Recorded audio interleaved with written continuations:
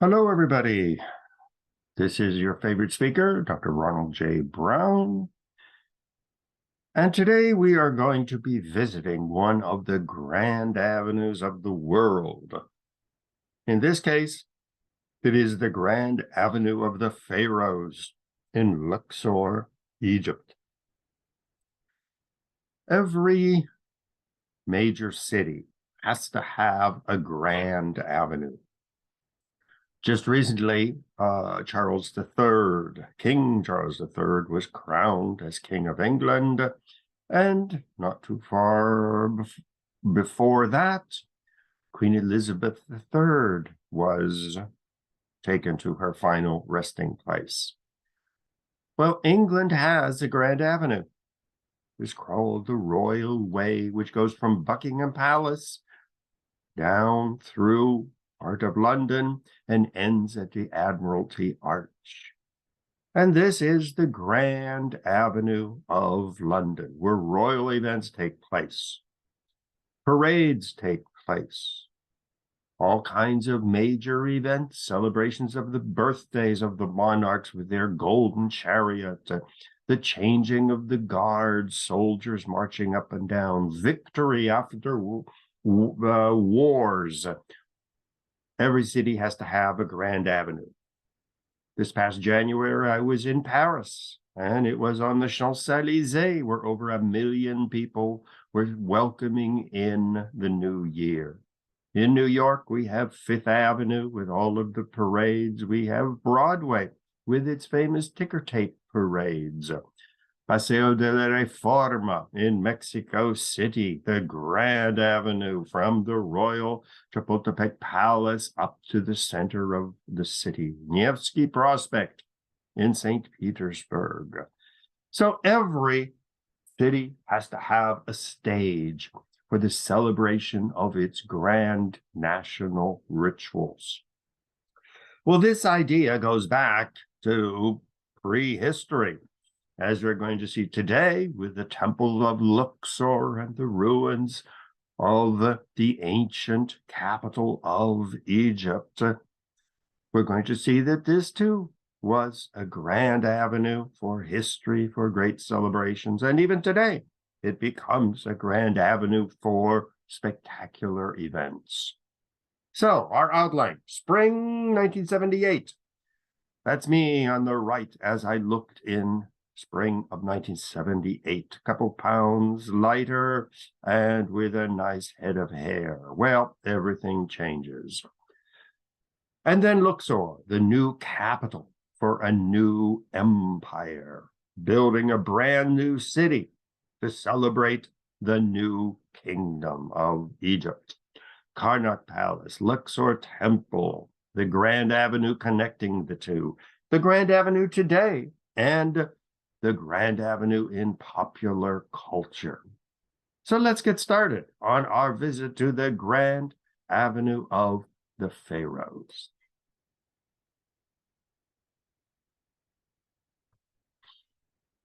Here we see grand avenues. This is the Champs-Élysées. On the right, you see a big military parade. On the left, the Nazis organized a grand military parade down the Champs-Élysées to celebrate their victory. Below that, you see ticker tape parades. You see American flags with major events in New York and in Washington. Around the world, everybody has to have a grand avenue, and it is a stage. Well, when I went to Egypt, the situation was very interesting. Whenever I visit a city, I always say it is a meeting between me at a certain age and a city at a certain time. Well, I was in the Middle East in the spring of 1978. I had been in Israel during the Yom Kippur War, when Israel expanded, taking over the Golan Heights, the West Bank, Gaza Strip, East Jerusalem, and the Sinai. realizing the dream of the Israelis to have an empire from the Nile to the Euphrates. Well, the Yom Kippur War was interesting, October 73. Well, by 1978, the country was in chaos. The Yom Kippur War, 73, had really thrown the Middle East into chaos. Not only had Israel expanded and kept its empire, but the Yom Kippur War was a disaster for Israel. Great leaders like Moshe Dayan, Golda Meir were accused of mismanaging the war and almost leading Israel into destruction. Well, I was studying during my doctorate at the Graduate Institute of Geneva. As you can see on the right is the new campus, not the one that I went to back in the mid-70s and early 80s. And one vacation, I decided to go to Egypt. There's me crawling up the pyramid. Most of these climbing of pyramids, whether it's in Egypt or in Mexico or China, you can't climb them anymore because, as you can see, those stones are pretty dangerous and too many people were getting killed. But when I was there back in 78, it was still possible to climb them. When I was there, Anwar Sadat was ruling Egypt. Jimmy Carter was in the White House, and Menachem Begin had replaced Golda Meir and Moshe Dayan and made Israel into a very different country. So there were three powerful leaders dominating the world when I went to Egypt. But then again, what better time to visit Egypt? I was living in Geneva, in Switzerland. I was working full-time, studying full-time, earning Swiss francs. And so I decided, well, what better time to visit this country? Who knew what was going to happen with Anwar Sadat and Menachem Begin in power? This whole situation could have blown up into still another war. So my attitude was visit Egypt while it was still possible and while I still had enough money. Well, 1 year after my visit, the Jimmy Carter, Menachem Begin, and Anwar Sadat signed the Israeli-Egyptian peace treaty. So I was there in April of 78, and barely a year later, the monumental event of the peace treaty was signed. Well, of course, when I was there in April 78, I had no idea that the negotiations were already going on in Washington, in Tel Aviv, in Cairo, between the three powerful men. So it was, again, an exciting time to be there. And I love to travel to places at exciting times. A couple of years ago, I was in Ethiopia, and I got a warning from the State Department, an email saying, a war is going to break out soon, get out. Well, everybody was fleeing, trying to get out of the country, but I just decided to travel. And so I went up and almost got caught up in the war with the advancing troops. So travel when travel is interesting. So I went to Egypt. There's me on the Nile. At the bottom, there's me traveling with some friends, visiting the pyramids. On the right's another picture of the pyramids and the Abu Simbel temples up at the top. So I decided to really take advantage of my Swiss bank account, the peace which was currently and precariously in the Middle East, and having the free time. So the Grand Avenue, where does that fit into all of this? Well, from about the year 2050 to 1500 BC, before the Common Era, Egypt had been dominated by the people called the Hyksos.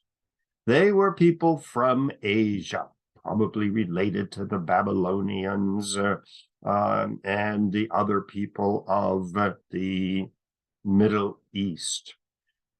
They had invaded Egypt, coming down from the Middle East, conquered Egypt, and they dominated Egypt for almost 500 years. Well, of course, nobody likes to be dominated by a foreign people. The Egyptians, though, had sort of declined as an empire, and so the Hyksos invaded, conquered it, and took it over. Well, eventually the Egyptians decided they had enough of these foreign invaders who were not Egyptians, and so they rose in revolt. And this was the beginning in 1532 of what is called in Egyptian history a new empire, a new age. It was Pharaoh Ahmose I, who ruled from 1550 to 1525, who organized the resistance against the Hyksos, the liberator of Egypt. As you can see from the painting on the right, from his chariot, he is striking down the Hyksos, driving them out of Egypt, and restoring Egyptian greatness. Well, when you are a great leader and you accomplish something, of course, you want the world to know. When Donald Trump rose to power and influence, he built buildings all over the place, and he put his name on them. Trump Tower, Trump Casino, Trump Hotel, Trump Golf Course, you name it, he put his name on it. And so every great person, such as a liberator, wants the world to know of his greatness. Well, this began a new kingdom which lasted for 500 years. The new kingdom was a period of great glory. Names that we recognize: Tutankhamun, King Tut, one of the great rulers of the new kingdom; Thutmose III, military genius, who went out of Egypt, conquered down the Nile, across North Africa, into the Middle East. Nefertiti, and we see one of the great rulers of this new kingdom. Well, the new kingdom, we can see, fits into the history. The ancient two kingdoms going back to 4000 BC, a period of chaos. The Old Kingdom, the Middle Kingdom, an age of chaos with the Hyksos conquest. Well, a brand new kingdom began, very long kingdom, and these were the ages of glory for ancient Egypt. Queen Hatshepsut, one of the great queens of this period, expanded Egypt down south to the land of Punt, which is today Ethiopia and Yemen and Sudan, up into the Middle East, taking over what is today Israel, Palestine, Lebanon, Jordan, up into Syria, making Egypt one of the great world powers. So it was a new kingdom, but it was a time of glory. Well, any new kingdom needs a new capital. Well, George Washington, when he became the president of the United States, he felt, well, we have New York, we have Boston, we have Philadelphia, we have Richmond and Savannah, Georgia, and we have a lot of nice cities, but a new empire, as he called America, a new empire needed a new imperial city. So The liberator decided that it was time to build a new capital. Now, if you look at the map on the left, you see that there are capitals. On the coast is Alexandria. That was the capital of Egypt, built by Alexander the Great. You had Cairo, the capital built when the Arabs invaded and built a brand new city. Luxor, down on the Nile, another ancient capital of Egypt. So the liberator, the new dynasty, needed a new capital for its new empire. And so they set out to build the capital of Thebes and Luxor, down the Nile, deep into the heart of Egypt, not up on the delta like Cairo and Alexandria, but deep down the Nile, not far from the Aswan Dam, which you can see. Well, Egypt has had many capitals. Some we know about, some we don't even remember, such as Amarna, one of the great capital cities of Egypt, which doesn't even appear on maps anymore. It is just a pile of ruins. So Egypt is a country filled with imperial cities, each celebrating an empire. Well, Thebes and Luxor were built on the Nile. In fact, that's the only place where you can really build anything in Egypt. Well, on the western side of the Nile, you have the famous Valley of the Kings and the Valley of the Queens. And this is where some of the great rulers of the new dynasty built their tombs. Amenhotep II, Ramses III. At the very top, we see Queen Hatshepsut's temple, tomb. And this valley, as you can see on the right, is literally filled with the tombs of the pharaohs of the new empire, the new dynasty. In fact, they're constantly discovering new tombs all the time. See some hill and it looks perfectly abandoned, but today with modern technology, you can peer inside the mountain and discover stone temples, rooms, and tombs. So it's the Valley of the Kings, which is on the left side of the Nile. This is the tomb of Queen Hatshepsut in the Valley of the Kings. One of the great rulers of the new kingdom. She was one of the great queens, up there with Cleopatra in fame. And you can see how luxurious this temple is, with a long walkway up to the temple, through the pillars, and into the temple, a courtyard, and then a door leading inside the mountain where the tomb was actually located. Now, across the Nile were the two temples. First, we have the Temple of Karnak, which is at the upper left-hand corner. The Avenue of the Sphinx, the Grand Avenue, the Avenue of the Pharaoh, and then down to the Temple of Luxor. The modern town of Luxor is still there.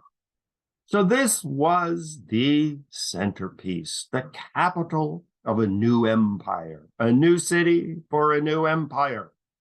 Just like Peter the Great, when he united Russia, defeated the Swedes and the Poles, and took over huge area. Well, what was his first way to celebrate his great victory? Build a new capital city. And that is St. Petersburg, named after him and St. Peter. So here again, building a new city to celebrate the new empire is what people do. I was not long ago in Brazil, and I went to the new capital of Brasilia, carved out of the jungle and the forest deep into the interior of Brazil. Here again, turning its back on Europe and the old world and building a brand new ultra-modern city to celebrate the new Brazil. Well, many books have been written on the Temple of Karnak, the Avenue of the Sphinx, and the Luxor Temple. On the right, you see a book with introduction by one of the greatest of the Egyptian archaeologists, Zahi Hawass, who is still traveling around the world giving lectures celebrating the treasures of ancient Egypt. Well, surrounding the temple, there are all kinds of ruins. This is the Colosseum, this giant statues of Memnon. And as you can see, the temples of Egypt are very often decorated with historic scenes and with the text in hieroglyphs describing what events happened there. So because of these inscriptions, we know every king, we know their battles, we know the names of their wives and their children. And so it was a history that we know a lot about. Another thing you'll observe, if you look at the bottom picture on the left, you'll see 4 statues standing. Well, their heads have been removed. This is another chapter in Egyptian history. When the Muslims conquered Egypt, Muslims rejected idol worship. Statues, like the Jews, statues were forbidden. And so they would very often chop off the heads of these statues. Or on the right, the 2 big colossi, we see also that the faces have been removed to avoid any hint of idol worship. The Karnak Temple, the largest of the temples, dates from around 2055 BC, before Christ, or BCE, before the Common Era. It claims to be the largest religious building ever constructed, larger than St. Peter's in Rome or the mosques in Mecca and Medina. Well, here again, whenever you see the letters EST in any tourist description, always get suspicious. When you say the largest, do you mean by the number of people it could hold, floor space, interior volume, height? All of these are variables that you have to take into consideration. Here in New York, where I live, people are always saying, which is the biggest church? Well, here again, the rivalry between St. Patrick's Cathedral, St. John the Divine, on which is the largest. How do you determine the largest? But the picture on the left shows what it originally probably looked like. We have enough remnants of color on the facades of the buildings that we can get an idea of what the original colors were. Picture on the right shows the way it looks today. The colors have long faded because of the bitter sun of the Nile Valley.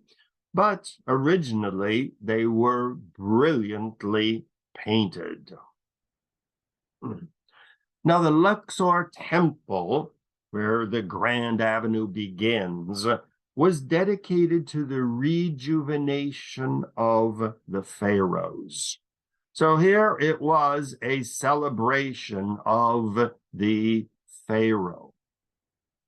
It was here that the coronation ceremonies would take place. And we see from the picture on the right, we see the double crown.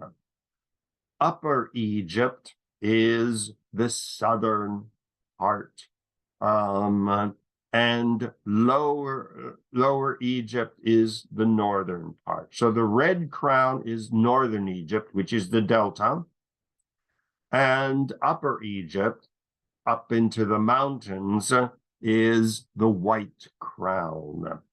And this was a long ceremony. Now, we just saw a very similar event just recently in London, where King Charles III was crowned and his wife Camilla was crowned queen. A very elaborate crowning ceremony with all of the festivities and concerts and parades down the Royal Avenue, the Mall of London, really gave an insight into the elaborate ceremonies for installing someone as the pharaoh. We get a similar insight when you have the crowning of a pope in Rome. Very ancient, elegant ceremonies going back over 2,000 years.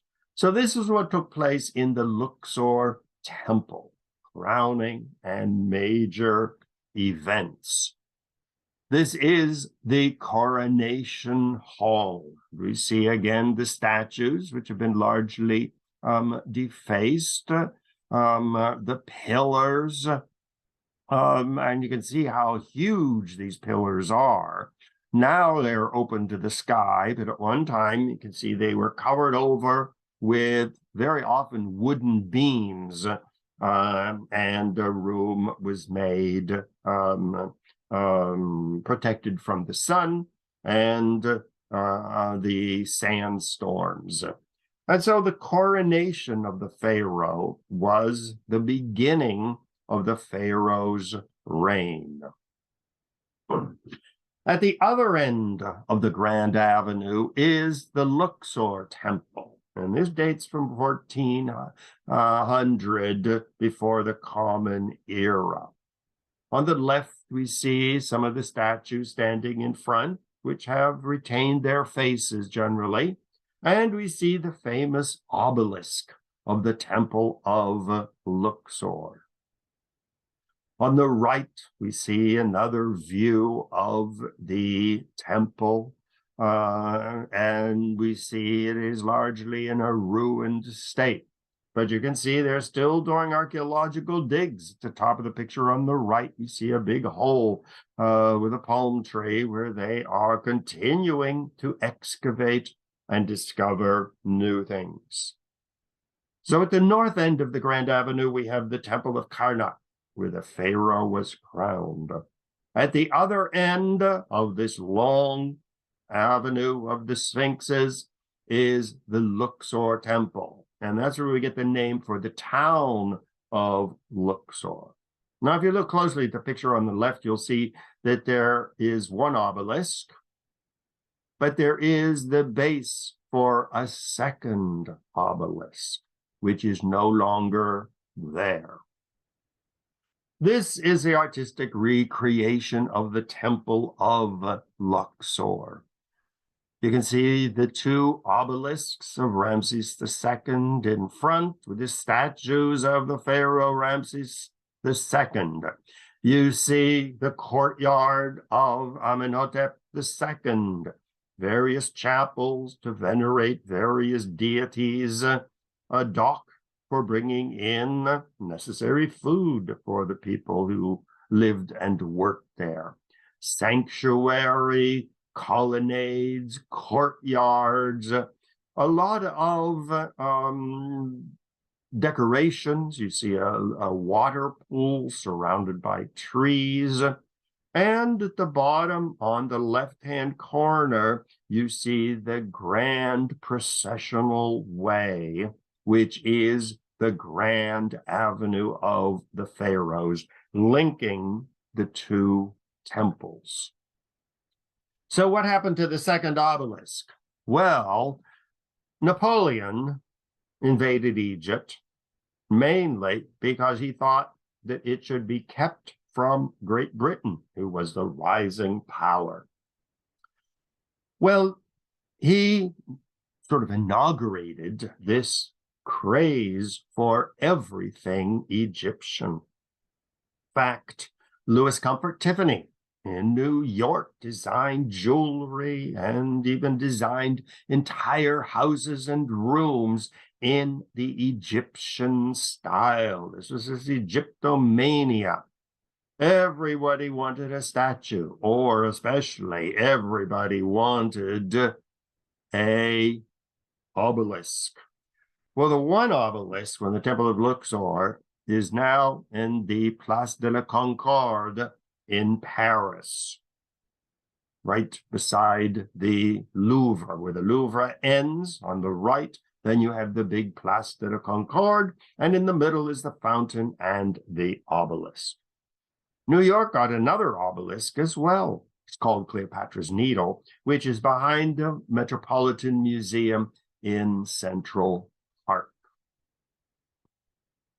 Now, the chief deity worshipped in Luxor was Amun-Ra. He was the chief of the Egyptian gods. It was believed that he was the creator of the universe. He was the ruler of the sun and light, the coming of the sun every morning. It was believed that he sat in the golden chariot, which was the sun, and rode the sun across the sky every day. His symbol is the double-plumed crown, which you see on the right. And you see in the middle picture, where you see a pharaoh with the crown, and on the right you see a stone carving. This was the chief Egyptian god. Now, each of the various crowns, whether it's the unification of Egypt, Upper and Lower and Nile, or crowns in honor of various gods, this is very common in royal times. As we just saw with the crowning of Charles III and Camilla. Big debate, which of the many crowns were they going to wear? And each crown had its own history. One of the crowns, which is very controversial, had a famous diamond, which it was India believes was stolen from India. And so the people around Charles III said it wouldn't be a good idea to start out your reign wearing a controversial crown. So the Avenue of the Pharaohs is linked between the Karnak Temple and the Temple of Luxor. In the middle on the right, we see Karnak Temple and Luxor with its lions, sphinxes lining it a grand way. And this is the area where the pharaohs, famous people, would carry out official duties. Now, you can imagine the pharaoh being carried down the avenue of the sphinxes, and the people, especially the important people, would be on their knees with their head in the sand because it was considered too impolite to look at the pharaoh. Victory processions would be held here, very much like the Champs-Élysées in Paris. Major births, major marriages would be celebrated along this grand avenue of the Sphinxes, sort of like Pennsylvania Avenue in Washington, linking the White House and the Capitol building, where victory parades are held. Demonstrations are held, protesting this, that, or the other thing. Funerals are carried out on the Pennsylvania Avenue. Think of the assassination of John F. Kennedy and the parade marching slowly down Pennsylvania Avenue from the White House to the Capitol building. These are some shots of the Avenue of the Sphinx, and we see many of the Sphinx have been defaced. Sometimes the Muslims would simply smash off the nose, and that was considered enough of a desecration. But others, the head was chopped off, and some of them were destroyed.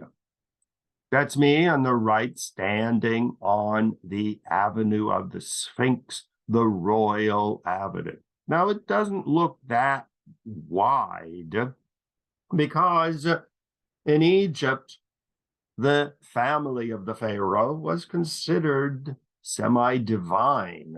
And so he wouldn't be surrounded by thousands of flag-waving, drum-beating supporters. Every procession down the Avenue of the Sphinx, the Grand Avenue, would be a solemn procession with priests, royal family, and aristocrats. It is 1.7 miles long from Karnak Temple to Luxor Temple. Now, every avenue has a different length, but it is about 1 or 2 miles, which is standard. Champs-Élysées from the Place de la Concorde to the Arc de Triomphe is 1.1 miles. Tiananmen, the Grand Avenue of Beijing, is half a mile. Paseo de la Reforma in Mexico City is 9 miles long. Karl Marx Allee, 1.2 in East Berlin. Pennsylvania Avenue actually claims to be 35 miles long because Pennsylvania Avenue actually continues beyond the White House, and some people say it even goes up into Virginia or Maryland. Unter den Linden in Berlin is about 1 mile. The new Arbat Avenue in Moscow is almost 1 mile. So this is the Grand Avenue. That's me on the right. You see some of the stone carvings. Once again, they look very clean and crisp, but you have to realize they were painted in vibrant colors back then. Well, Thutmose III, one of the military geniuses, he ranks up there with Robert E. Lee as one of the brilliant generals of countries. But Thutmose III was the empire builder. He was the son of the pharaoh, the woman pharaoh Hatshepsut. And he expanded the empire. And not just Egypt today, but down into Sudan, to Ethiopia, taking over the Sinai, Palestine, the occupation of Jerusalem, Syria, Jordan, big chunk of modern-day Turkey, Babylon, and setting up puppet states in other places. So he was one of the great military geniuses of all times, and one of the great pharaohs who ruled from Karnak and Luxor.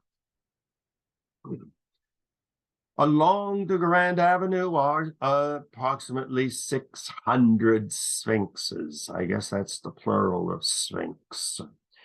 Generally, they are a lion's body with a ram's head, or it can be the head of a lion or the head of a human. Sometimes they would even be given wings.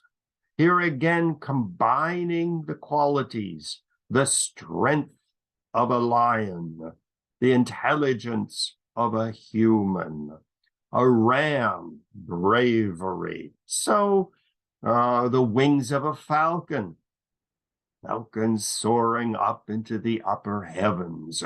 And so the Sphinx was a symbol of the qualities that a pharaoh would want to project.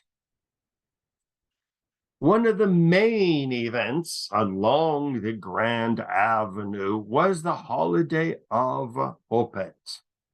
Opet is the benign hippopotamus goddess. In Egypt, the country would collapse collapse and be destroyed if it wasn't for the annual flooding of the Nile, when the rains in Ethiopia and Sudan and Africa bring down large quantities of water.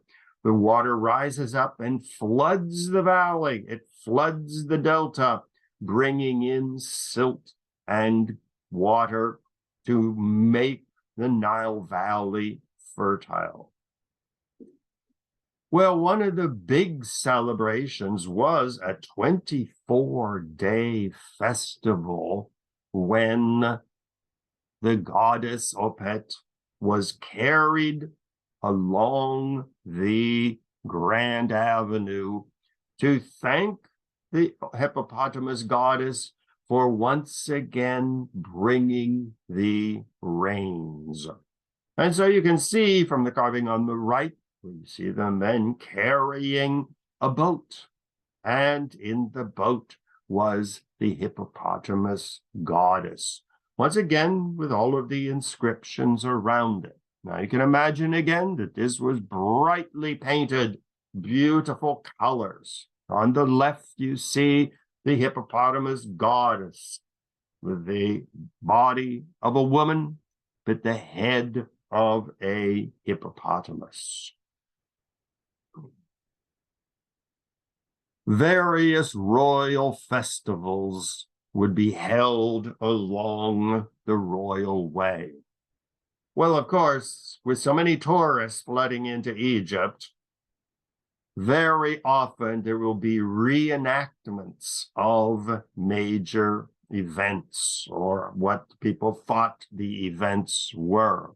So you see people dressed in what they believe are traditional Egyptian costumes, and in this case, carrying boats with the various Egyptian gods and goddesses. The aristocrats would be carried through. Sometimes the pharaoh would be carried down along this 1 mile processional route from Karnak to Luxor temples. The 18th dynasty is what distinguished the new kingdom. This was a dynasty from 1550 to 1292 BC. The first of this dynasty was Ahmose I, the great liberator. And then we have Hatshepsut, Thutmose III, one of the most famous. And then came Akhenaten and his wife Nefertiti, who ruled from 1353 to 1336. Akhenaten's son was the famous boy king of Tutankhamun, and the last pharaoh of this 18th dynasty was Horemheb, the last pharaoh. Now, in the middle of this dynasty came one of the more interesting pharaohs, and this was Akhenaten. Akhenaten is the father of what we call in religious circles monotheism, that there is only one God. So he was a religious revolutionary. On the right, you see him with his wife Nefertiti behind him, worshiping the sun. He believed that it was the sun god who was not just the ruler of the universe, the creator of the universe, but he argued that this was the only God. And he systematically set about destroying the temples and killing off the priests of the temples of Egypt, from Karnak and Luxor and all over Egypt, building his own temples to the one and only God, the sun god. Well, he was a revolutionary, and we know a lot about him, even though his son, King Tutankhamun, tried to destroy monotheism and return to the ancient gods of Egypt, but Akhenaten left a powerful influence. In fact, many people say that it was Moses who was in Egypt at the same time as Akhenaten, and Moses got the idea of one and only one God from the ancient Egyptians. Sigmund Freud wrote his famous book, Moses and Monotheism. So once again arguing that Moses in Egypt is what introduced the Jews to monotheism. The famous Amarna letters, cuneiform tablets, describe the teachings of Akhenaten, describe his life. And on the picture on the left, you see Moses with his beard on the left, and you see Akhenaten, the Pharaoh who introduced monotheism. Now, it's still controversial whether the Jews got their idea of monotheism from Egypt or not, but still, people like Sigmund Freud are firmly convinced that there was in Egypt that the Jews discovered the notion of monotheism. Well, be that controversial, still, it is interesting. Now, it's also interesting with Akhenaten, he also built a brand new city, and this was Amarna.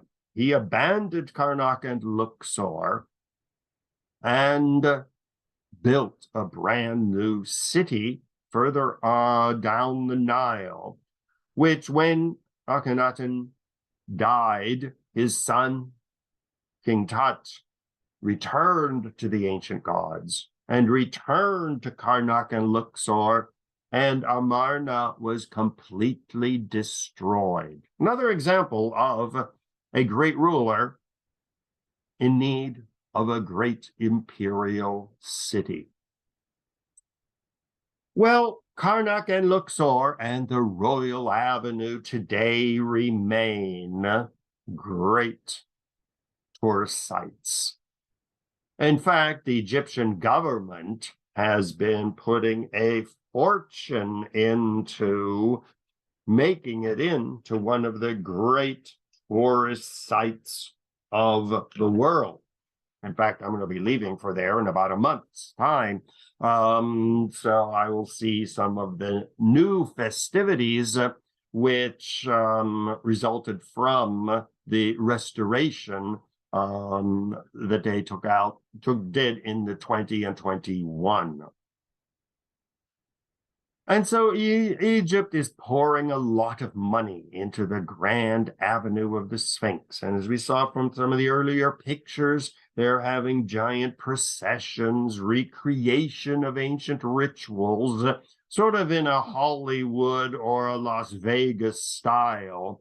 But still, it lends itself to that, brings in billions in tourist dollars, and is very, very popular. When the ceremony, when the temple area was reconstructed and revived, there was a whole series of great events. We see the ceremony for the revival. The Ram's Road, the Avenue of the Sphinx, was redone, and you can see it bathed in lights, colored lights, and fireworks. And this is really one of the great celebrations. The picture at the top, you see a recreation of what the temple must have looked like, with the two obelisks in their places and the statues of Ramses III lining the grand entrance. Here we see some more of the festivities which are put on for tourists: sound and light shows, music, dramatic processions, candles and lamps, and pharaohs in faux gold, carriages and chariots, horses and camels, and you name it. It is a magnificent sight to see, and of course brings in billions of dollars. Now this is being done, this modernization of these temples is being done all over Egypt. The Valley of the Kings is going forward with archaeological digs and more magnificent discoveries. The area around the pyramids is being turned into a magnificent tourist destination. Many people will say tourist traps, but still it is a major source of money. And the archaeologists are discovering more and more all the time. And the brand new library in Alexandria is a major repository for a lot of this, as well as the Archaeological Museum in Cairo, which is expanding in leaps and bounds. Many of you may have seen the King Tut exhibit, which is touring the world. I happened to see it in Paris a couple of years ago. An absolutely magnificent display of some of the more recent archaeological discoveries. Some more views with the sound and light, and you can see the entrance to the Temple of Karnak with the one obelisk still standing. Some of the lamps for the big processions and dramatic displays of pharaohs coming out, and something which, of course, would probably have never happened at the in ancient Egypt. The pharaoh was considered too sacred to be seen by the people. But when you're talking about tourist dollars, I think the pharaoh has to make some concessions. Well, the situation got a bit confused during the coup of 2013. President Morsi, with the Muslim Brotherhood, took power, and he was overthrown by President El-Sisi, who is president today of Egypt. People call him president.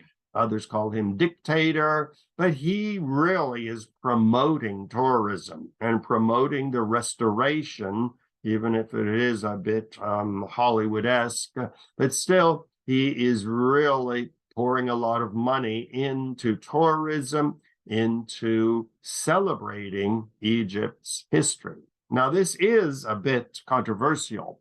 Many Egyptians say, well, this is our pagan past, when we worshipped graven images and idols. And many Muslims say that this is emphasizing the wrong chapter in Egyptian history, that it is a Muslim country, and all of this fanfare for pagan statues is not a good thing.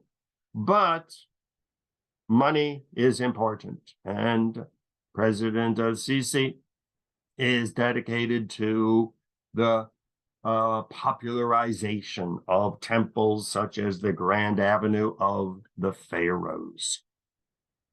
Now, this issue between the ancient pagan past and the modern present situation is not unique to Egypt. The Shah of Iran restored Persepolis, and the great pagan capital of ancient Persia. Well, when the Shah of Iran took over, he said, enough of celebrating ancient pagan idol-worshipping history. We are a Muslim country. And in many countries, as we saw in Afghanistan, where ancient statues of the Buddha and of other religions would be destroyed because it is celebrating the wrong chapter in history. So here again, who writes the history of Egypt? Who writes the history of Iran or of Israel or of the United States? What part of the past are you going to celebrate? We see that in the United States with the removal of Civil War monuments, saying we should not be celebrating these traitors to the United States. Whereas other supporters say this is a very important chapter in American history and it should not be suppressed. The Avenue of the Sphinx in popular culture has captivated the imagination. We see the Luxor Casino in Las Vegas with a miniature Grand Avenue of the Sphinx. We see imitation pyramid, but at least Las Vegas is good because it is surrounded by authentic palm trees. Coming October 1993, Luxor Hotel and Casino. Queen Cleopatra had absolutely nothing to do with Karnak and Luxor. In fact, her ancestry was Greek. Her ancestors came over with Alexander the Great, and she lived in Alexandria. Her first language was Greek. Many people doubt that she even spoke Egyptian language because she was a Greek woman. Well, even though she had nothing to do with Karnak and Luxor, when Cecil B. DeMille made his famous movie of Cleopatra, you can see in the background that it is the temple of Karnak, which is featured. So even Cleopatra and her shenanigans with Richard Burton and Rex Harrison, still, she had to be put in a context which was very Egyptian, and what could be more Egyptian than Karnak and Luxor. Queen Cleopatra lived from 51 to 30 BC, just at the very end of the before the Common Era and the time of Caesar and Jesus. Aida, the opera by Giuseppe Verdi, once again, when it is staged at the Metropolitan Opera or in Milan or Paris or Moscow, once again, they draw upon the imagery of the temples of Karnak and Luxor. Of course, these are all made out of paper mache, but they once again return to Karnak and Luxor and the Avenue of the Sphinx, the Royal Avenue, for inspiration. In the film Exodus, God and Kings from 2014, once again featuring a modernized Avenue of the Sphinx with new statues, but still the Grand Avenue leading from Karnak to Luxor was associated with Moses and associated with what was going on in Israel and Egypt at the time. In the film Jedi of the Star Wars series, here again we see the importance of a grand avenue between two giant temples with statues on both sides. Here they're not the Sphinx, but they are soldiers. And you see at the end of the street, you see the giant temple of Luxor, once again evoking the Grand Avenue of the Pharaohs. There was a film, Luxor, which once again is a romantic film placed in Luxor. On the right, you see the temple of Luxor, love story. The mummy returns. Well, of course, you're going to have a mummy crawling out of a tomb somewhere. And where's he going to go? Well, to parade up and down the avenue of the Sphinx between Karnak and Luxor temples. So it's the Karnak and Luxor, the avenue of the pharaohs, still captivates people. It is associated with the golden age of Egyptian history, the new kingdom, when under the great pharaohs, Egypt was one of the great powers of the world. So even Sisi, President Sisi, highlights Karnak and Luxor, and he views himself as associated with the pharaohs who made Egypt great again. Well, so much for our visit to the Avenue of the Sphinx in ancient Egypt. Well, I'm still exploring grand avenues. On the left, you see me at the brand new capital of Brasilia, with a giant area from where I'm standing. On the right, you see the cathedral, you see museums, you see government offices, and right behind my head is the Parliament, the Congress of Brazil, and beside that is the Supreme Court and the Palace of the President of Brazil. Once again, a grand avenue where major events, parades, celebrations take place.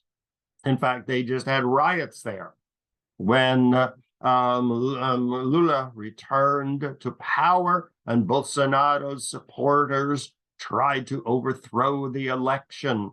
Huge demonstrations taking place in this grand avenue behind me. On the right is me at Pingmen, the grand avenue, the grand axis of Beijing, Peking, going from the bell tower in the far north down to the Temple of Heaven and Agriculture at the bottom end of the Grand Avenue. Now, of course, the pollution in Beijing is pretty bad. So to get a picture like this one, I had to get up at about 5 o'clock in the morning, take advantage of the first rays of sun before the city was crowded over with acid pollution. It is improving. That's one of the reasons why China is in the forefront of electric cars. So, thank you very much for joining me, and I hope to see you sometime in the future for another exciting lecture with your favorite speaker, Dr. Ronald J. Brown. If you have any questions or comments, feel free to contact me at ronbrownmedia@gmail.com. So, thank you again, and I shall see you in the future.